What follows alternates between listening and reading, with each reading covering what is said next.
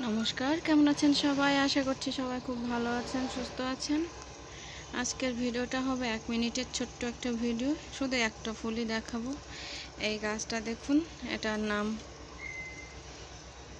Love story. এটা 2 রকম ফোটে, একটা শুধু সিঙ্গেল আর একটা ডাবলও ফোটে। তো আজকে প্রথম ফুটেছে আমার বাগানে, ডাবলই হয়েছে। কালারটা এখানে সঠিক আসছে না, এখানে একটু ফ্যাকাশে চলে আসছে। দেখুন ফুলটা অনেক সুন্দর।